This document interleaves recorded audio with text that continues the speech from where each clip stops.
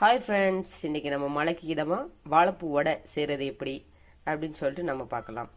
அதுக்கு 1.5 கப் வாழைப்பூவுக்கு நீங்கள் 2 கப் பருப்பு போட்டிங்கன்னா கரெக்டாக இருக்கும். இப்போ பருப்பில் நம்ம என்னென்ன ஆட் பண்ணலாம்னு சொல்லி பார்க்கலாம். பார்த்திங்கன்னா பருப்பு நான் ஒரு 2 hours நல்லா ஊற வச்சு வச்சுருக்கேன். பார்த்தாவே உங்களுக்கு தெரியும், நல்லா உப்பி வந்திருக்கு. ஸோ பருப்பு ஆட் பண்ணிக்கோங்க.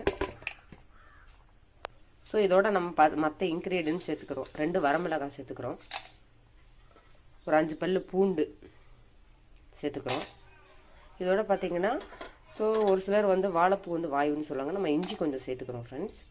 சோம்பு நம்ம 1 டீஸ்பூன் போட்டுக்கிறோம். இதோட நம்ம என்ன பண்ணிக்கிறோம், வாழைப்பூவையும் நம்ம கொஞ்சம் நறுக்கி வச்சுக்கோங்க.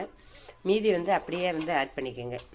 ஆட் பண்ணிக்கிட்டிங்கன்னா, ஏன்னா முழுசாக நீங்கள் எல்லாத்தையும் போட்டு கிரைண்ட் பண்ணிட்டீங்கன்னா ஒரு முறுமுறுப்பு இருக்காது. என்ன தான் நம்ம வேக வச்சாலும் அந்த ஒரு ஸ்ட்ரக்சர் அதெல்லாம் கொஞ்சம் வராது. அதனால் நீங்கள் கொஞ்சம் நறுக்கி வச்சுட்டு மீதி எப்படி ஆட் பண்ணிக்கோங்க. ஆட் பண்ணிவிட்டு ரொம்ப நைஸாக அரைக்காமல் கொஞ்சம் குறகுறப்பாக நீங்கள் அரைச்சிட்டு வரலாம் ஃப்ரெண்ட்ஸ். இந்த மாதிரி நம்ம அரைச்சிட்டு வந்த உடனே இதுக்கு மேலே கொஞ்சம் கொத்தமல்லி தழை, அப்புறம் கருவேப்பிலையை கொஞ்சம் நம்ம தாராளமாகவே போட்டுக்கலாம். ஏன்னா அது கொஞ்சம் நம்ம ஹெல்த்துக்கு ரொம்ப நல்லது. இதோட பார்த்திங்கன்னா நம்ம ஏற்கனவே சொல்லியிருந்தோம் இல்லையா, வாழைப்பூ கொஞ்சம் எடுத்து நறுக்கி வச்சுக்கோங்கன்னு, அதை ஆட் பண்ணிக்கிறோம். ஒரு பெரிய வெங்காயத்தை நான் நல்லா பொடிச்சா வெட்டி வச்சுருக்கேன், அதையும் நம்ம ஆட் பண்ணிக்கிறோம்.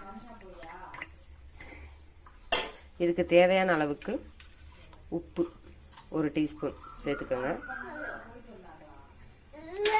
இதோட கொஞ்சம் பெருங்காயத்தூளும் சேர்த்துக்கிறணும்.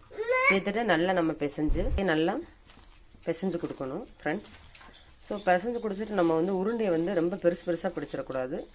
ஸோ கைக்கு அடக்கமாக சின்ன சின்ன உருண்டைகளாக பிடிச்சிங்கன்னா வடை நல்ல முறுமுறுப்பாகவும் ஸ்ட்ரக்சராகவும் வரும். ஸோ இந்த மாதிரி நம்ம கைக்கு அடக்கமான உருண்டைகளை நம்ம பிடிச்சி நம்ம தட்டணும். ஸோ இந்த அளவுக்கு நம்ம தட்டி வச்சிட்டோம்னா இப்போ நம்ம எடுத்து போடுறதுக்கு நமக்கு வசதியாக இருக்கும் ஃப்ரெண்ட்ஸ்.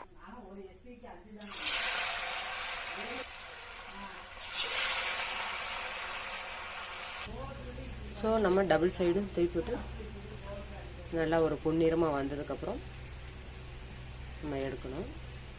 ஸோ பார்த்திங்கன்னா உள்ளெல்லாம் கொஞ்சம் நல்லா குக்காகி நல்லா முறுமுறுப்பாக வர அளவுக்கு நம்ம கொஞ்சம் வேக வச்சுக்கலாம்.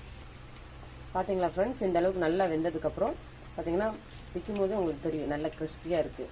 ஸோ நீங்களும் இந்த மாதிரி வாழைப்பூ கூட வீட்டில் செஞ்சு சாப்பிட்டு பாருங்கள் ஃப்ரெண்ட்ஸ். தேங்க்யூ. இயற்கையோடு வாழ்வோம்.